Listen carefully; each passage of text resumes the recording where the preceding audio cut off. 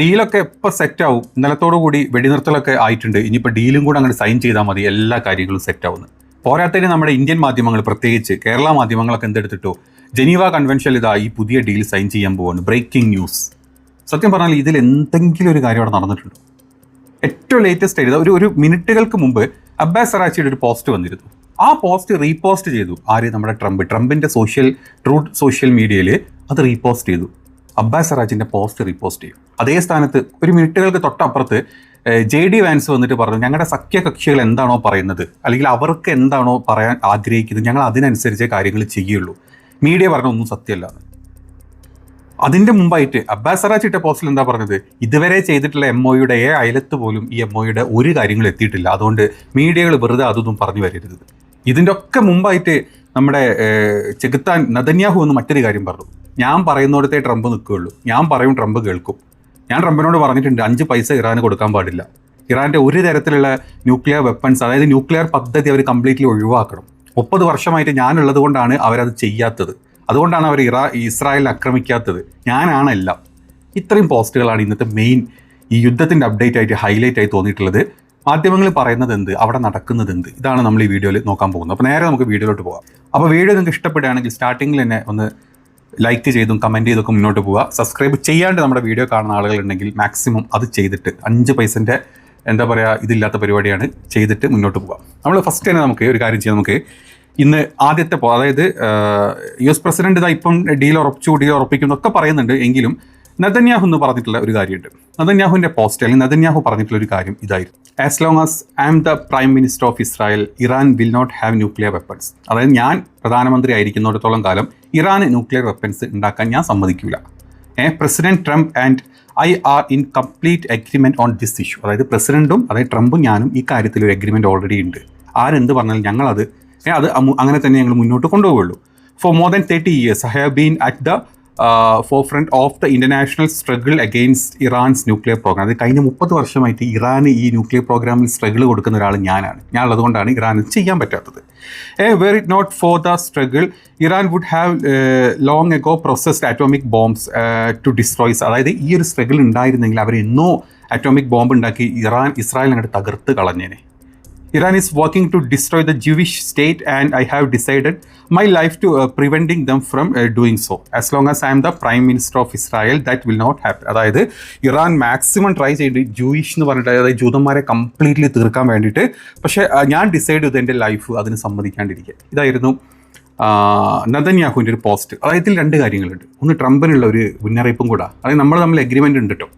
ഇനി നിങ്ങൾ പുതിയ എഗ്രിമെൻ്റ് അപ്പുറത്ത് ഉണ്ടാക്കുന്ന സമയത്തെ ഇങ്ങനത്തെ വല്ല കാര്യങ്ങളും അതിൽ ചേർത്ത് കഴിഞ്ഞാൽ, നിങ്ങൾ ഉണ്ടാക്കിക്കുമെന്ന് വല്ല ചേർത്ത് കഴിഞ്ഞാൽ ഞാൻ വെറുതെ നിൽക്കില്ല, ഞാൻ വേറെ വല്ല പല സാധനങ്ങളെടുത്ത് പൊക്കി കാണിക്കും. അതോടുകൂടി ട്രംപ് എന്താ പറയുക അവിടെ നിന്ന് ഇറങ്ങി ഓടേണ്ടി വരും എന്നുള്ളൊരു നൈസായിട്ടുള്ള മുന്നറിയിപ്പായിരുന്നു നമ്മുടെ എന്താ പറയുക ഈ ഒരു ചെകുത്താൻ്റെ ഈ ഒരു പോസ്റ്റ് ഇട്ടിട്ടിരുന്നത്. ഇതവിടെ നടക്കുന്നുണ്ട്. അതിൻ്റെ ഇടയ്ക്ക് നമ്മുടെ മാധ്യമങ്ങളും പത്രങ്ങളും ഒക്കെ അവിടെ വന്നിട്ട് ഇറാൻ്റെ ഡീൽ ഉറച്ചു കഴിഞ്ഞു. അമേരിക്ക $3 ബില്യൺ ഇറാന് കൊടുക്കാൻ പോവാണ്. അത് കൊടുക്കുന്നതോടുകൂടി പ്രാഥമിക ഘട്ടങ്ങളെല്ലാം തീരും. അത് കഴിഞ്ഞിട്ട് പിന്നെ പൈസ അപ്പോഴും ആയിട്ട് കുറച്ച് കൊടുക്കും എന്നുള്ള ഇത്തരത്തിലുള്ള പോസ്റ്റുകൾ വരാൻ തുടങ്ങി. അതവിടെ നടക്കുന്നത്. ഇനി കുറച്ച് മുമ്പായിട്ടായിരുന്നു JD വാൻസിൻ്റെ മറ്റൊരു പോസ്റ്റ്, ഒരു ലോങ് പോസ്റ്റ് ആയിരുന്നു JD വാൻസിൻ്റെ പോസ്റ്റ്. ആ പോസ്റ്റിൽ JD വാൻസ് പറഞ്ഞിട്ടുള്ളത് ഇങ്ങനത്തെ കാര്യങ്ങളാണ്. ഒന്നാമതായിട്ട്, ഇറാൻ്റെ ഭരണകൂടത്തിന് പണമായി ഒന്നും തന്നെ ലഭിക്കുന്നില്ല, ഞങ്ങൾ കൊടുക്കാൻ പോകുന്നില്ല. വ്യക്തമാണത്. ഒരു കരാർ ഒപ്പുവെച്ചു എന്നതുകൊണ്ടോ അല്ലെങ്കിൽ ഒരു മീറ്റിംഗ് പങ്കെടുത്തു എന്നതുകൊണ്ടോ ഒരു ഫണ്ടും അവർക്ക് വിട്ടു നൽകില്ല. അമേരിക്കയുടെയും അതിൻ്റെ സഖ്യകക്ഷികളുടെയും, അവരുടെ സഖ്യകക്ഷികളാരാണ്? ഇസ്രായേൽ മാത്രമേ ഉള്ളൂ. അറബ് രാജ്യങ്ങളൊക്കെ അവരുടെ അടിയാളന്മാർ മാത്രമാണ്. അപ്പം സഖ്യകക്ഷികളുടെയും ആശങ്കകൾക്ക് മുൻഗണന നൽകുന്നുവെന്നും അത്തരത്തിലുള്ള ഉറപ്പാകുന്ന രീതിയിലാണ് ഈ കരാർ രൂപകൽപ്പന ചെയ്തിട്ടുള്ളത്. അതായത് അവർക്ക് വേണ്ടി അവരെന്താണോ പറഞ്ഞത് അതിന് വേണ്ടിയിട്ടാണ്, ഇസ്രായേൽ എന്താണോ പറഞ്ഞത് അങ്ങനെയാണ് ഈ ഒരു കരാർ ഞങ്ങൾ ഉണ്ടാക്കി വെച്ചിട്ടുള്ളത്.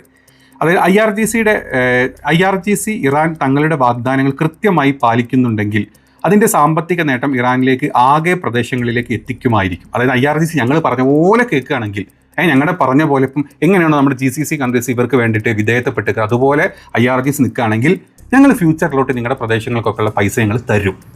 ഞങ്ങളുടെ കാര്യം നോക്കി കഴിഞ്ഞാൽ നിങ്ങൾക്ക് തരും. ഈ മേഖലയുടെ മുഖച്ഛായ മാറ്റാനും ശാശ്വതമായിട്ടുള്ള സമാധാനം കൊണ്ടുവരാനും ഈ കരാറിന് ശേഷിയുണ്ട്. പിന്നെ കഴിഞ്ഞ കുറച്ച് മണിക്കൂറുകളായിട്ട് വരുന്ന റിപ്പോർട്ടുകൾ വിചിത്രമാണ്. ചില കാര്യങ്ങൾ ഞാൻ ശ്രദ്ധിക്കുകയുണ്ടായി. ആദ്യമായിട്ട് ഒരു മാസം മുമ്പ് ഡൊണാൾഡ് ട്രംപ് ഒരു ഓക്കെ, പിന്നെ അവിടെ കുറച്ച് കഥകളൊക്കെ പറയുന്നുണ്ട്. അതായത് മാധ്യമങ്ങൾ പറയുന്നൊന്നുമല്ല സത്യം, അതല്ല അവിടെ നടക്കുന്നത്. ഇറാനെ ഞങ്ങൾക്ക് ഇപ്പോഴും വിശ്വാസമില്ല, അല്ലെങ്കിൽ ഇപ്പോഴും അറിയപ്പെടാത്ത ഏതോ സ്രോതസ്സുകളിൽ നിന്നുമാണ് സോഷ്യൽ മീഡിയ പോസ്റ്റുകൾ വിശ്വസിച്ച് ആൾക്കാർ ഇത് ഇറാനെ നിങ്ങൾ വിശ്വസിക്കരുത് എന്നൊക്കെ പറഞ്ഞിട്ടുള്ള ഒരു വലിയൊരു പോസ്റ്റാണ്. അതിനൊരു ക്ലിയർ ആണ്. അതായത് ഇറാൻ പറഞ്ഞ പോലെ ഒന്നും അമേരിക്ക കേൾക്കാൻ പോകുന്നില്ല. കാരണം അമേരിക്കക്ക് ഇസ്രായേലിനെ പേടിയാണ്, അല്ലെങ്കിൽ നെതന്യാഹുവിനെ പേടിയാണ്. അതുകൊണ്ട് നെതന്യാഹു പറഞ്ഞ പോലെയൊക്കെ ഞങ്ങൾ ഇത് ഉണ്ടാക്കുകയുള്ളൂ, അതിനനുസരിച്ചിട്ടൊക്കെയുള്ള ഇത് ഉണ്ടാവുള്ളൂ. ഇറാൻ അതിനനുസരിച്ച് നിൽക്കുകയാണെങ്കിൽ മാത്രമേ ഞങ്ങൾ മുന്നോട്ട് പോകൂ എന്നുള്ളൊരു പോസ്റ്റാണ് JD Vance ഇട്ടുള്ളത്. അങ്ങനെ അത് കഴിഞ്ഞ് കുറച്ച് ഇപ്പം അരമണിക്കൂർ മുമ്പാണ് അബ്ബാസ് അറാച്ചിയുടെ ഒരു പോസ്റ്റ് വന്നത്. നമുക്ക് അതോടൊത് കണ്ട് നമ്മളത് കണക്ട് ചെയ്യാട്ടോ. നമ്മൾ ഈ ആൾക്കാർ പറയുന്നതും ആക്കുന്നതൊന്നും അവിടെ നടക്കുന്നത്. അതുകൊണ്ടാണ് നമ്മളത് കണക്ട് ചെയ്ത് സംസാരിക്കേണ്ടി വരുന്നത്. ഇതാണ് അബ്ബാസ് അറാച്ചിൻ്റെ പോസ്റ്റ്. ഇസ്ലാമാബാദിൽ വെച്ചിട്ടുണ്ടായിട്ടുള്ള ധാരണാപത്രം MOU ഇതുവരെ ഇല്ലാത്ത വിധം ഒന്നിനോടും അടുത്ത് പോലും നിൽക്കാത്ത ഒരു MOU ആണ്. ഇത് പൂർത്തീകരിക്കുന്നത് വരെ അറ്റ്ലീസ്റ്റ് മാധ്യമങ്ങളോണ്ടാണ് പറയുന്നത്. മാധ്യമങ്ങൾ ഇതിൻ്റെ ഉള്ളടക്കം എന്താണെന്ന് അറിയാണ്ട് ഊഹാഭോഗങ്ങൾ പ്രചരിപ്പിക്കുന്നതിൽ നിന്ന് വിട്ടു നിൽക്കണേ എന്നാണ് അബ്ബാസ് അറാച്ചി പറഞ്ഞിട്ടുള്ളത്. ഉത്തരവാദിത്തമുള്ളതും അതുപോലെ തന്നെ സുതാര്യമായതുമായിട്ടുള്ള ഞങ്ങളുടെ സമീപനത്തിന് അനുസൃതമായിട്ട് എല്ലാ വിവരങ്ങളും അനുയോജ്യമായ സമയത്ത് പൊതുജനങ്ങളുമായിട്ട് ഞങ്ങൾ പങ്കിടും എന്നാണ് അബ്ബാസ് അറാച്ചിൻ്റെ ഈ ഒരു പോസ്റ്റ്. അതായത് അബ്ബാസ് അറാച്ചി ഇത് പറഞ്ഞതൊന്നും ചെയ്തൊന്നും അല്ലെങ്കിൽ ഞങ്ങൾ വിചാരിച്ചൊന്നുമല്ല ഈ ഒരു MOUയിലുള്ളത്. ഇനി MOUയിൽ എന്തൊക്കെ മാറ്റങ്ങൾ വരുത്തണം അല്ലെങ്കിൽ ഞങ്ങൾ സൈൻ ചെയ്യുന്നൊക്കെ ഞങ്ങൾ പറയാം, ഒരു സമയം നിങ്ങൾ എന്നാണ് പറഞ്ഞത്. അത് കഴിഞ്ഞ് നമ്മുടെ ഡൊണാൾഡ് ട്രംപ് എന്ത് ചെയ്ത് ഈ പോസ്റ്റ് അതുപോലെ എടുത്തിട്ട് പുള്ളിയുടെ സോഷ്യൽ മീഡിയ കുറച്ച് ഒരു 15 മിനിറ്റ് മുമ്പ് പുള്ളി അത് പോസ്റ്റ് ചെയ്തു. അതതുപോലെ സ്ക്രീൻഷോട്ട് ചെയ്തിട്ടും പുള്ളി അത് പോസ്റ്റ് ചെയ്യേണ്ടതായിട്ടുണ്ട്. ഇപ്പോൾ ഇത് നമുക്ക് എന്താ മനസ്സിലാക്കുക? സത്യം പറഞ്ഞാൽ അവിടുത്തെ ആ ഒരു ഡിസ്കഷൻസും കാര്യങ്ങളും നമ്മുടെ പത്രങ്ങൾ പറയുന്ന പോലെ ഒന്നുമല്ല. അത് ഭയങ്കര സങ്കീർണമായിട്ടുള്ളൊരു കാര്യമാണ്. ഇറാൻ്റെ സൈഡ് വളരെ കറക്റ്റാണ്. ഇറാൻ ഒരു രീതിയിൽ അത് മാറ്റാൻ പോകുന്നില്ല. ഈ ന്യൂക്ലിയർ എൻറിച്ച്മെൻറ്റും കാര്യങ്ങളും അവർ ചെയ്യും. അവരാദ്യം പറഞ്ഞിരുന്നു 5 വർഷത്തേക്ക് ഒരു ഓപ്ഷൻ കൊടുക്കും. പക്ഷേ അമേരിക്ക പറഞ്ഞു 20 വർഷത്തേക്ക്. പക്ഷേ ഇറാൻ അത് സമ്മതിച്ചിട്ടില്ല. നമ്മളിപ്പോൾ ഈ ഒരു മൊത്തം സിനാരിയോ നോക്കുമ്പോൾ ഇറാൻ ഇതൊന്നും സമ്മതിച്ചിട്ടില്ല, ഒരു ചാൻസസും ഞാൻ കാണുന്നില്ല. അപ്പോൾ ഇറാൻ്റെ ഒരു വശം അങ്ങനെ നടക്കുന്നുണ്ട്. അതേ സ്ഥാനത്ത് അമേരിക്ക മുന്നോട്ട് വെക്കുന്ന ഇറാൻ്റെ മിസൈൽ പദ്ധതികൾ ഒഴിവാക്കണം. ജന്മം ചെയ്താൽ ഇറാൻ്റെ മിസൈൽ പദ്ധതികൾ ഇറാനെ ഒഴിവാക്കാൻ പോകുന്നില്ല. ഓൾറെഡി അവർ ആയിരക്കണക്കിൽ സാധനങ്ങൾ ഓൾറെഡി ഉണ്ടാക്കി വെച്ചിട്ടുണ്ട്. ഇനി വേണമെങ്കിൽ അവർ എത്ര ഉണ്ടാക്കും. അതുകൊണ്ട് അതിൽ തൊടാൻ പറ്റില്ല. പിന്നെ അവരുടെ റെജീം ചേഞ്ചും കാര്യങ്ങളാണ്. അതൊന്നും അമേരിക്ക സ്വപ്നത്തിൽ പോലും വിചാരിക്കേണ്ട. ഇറാൻ്റെ റെജീം ചേഞ്ച് വന്നിട്ട് അമേരിക്ക പറയുന്ന ആൾക്കാരെ റെജീമിലോട്ട് ഇരുത്തും എന്നുള്ളത് സ്വപ്നത്തിൽ പോലും വിചാരിക്കേണ്ട. പിന്നെ ഒന്നുമല്ലാത്ത സ്ട്രൈറ്റ് ഓഫ് ഹോർമോസിലോട്ട് ഇതിൽ കൊണ്ടിട്ടതും അമേരിക്കയാണ്. അതുകൊണ്ട് സ്ട്രൈറ്റ് ഓഫ് ഹോർമോസിൻ്റെ കൺട്രോൾ അത് ഞങ്ങൾ തന്നെ ചെയ്യുന്നു.